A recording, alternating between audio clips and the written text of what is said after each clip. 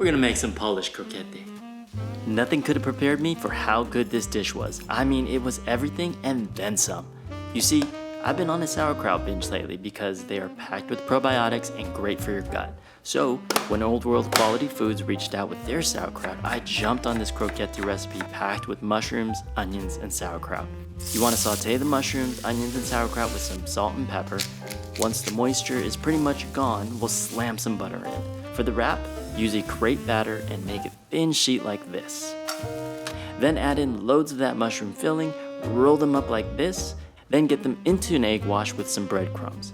Shallow fry on both sides until golden brown, and just listen to that crunch.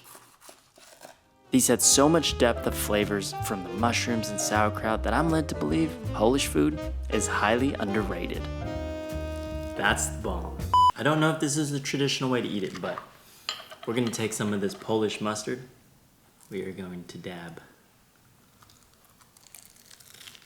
Where have you been all my life? This is amazing. Cheers, guys.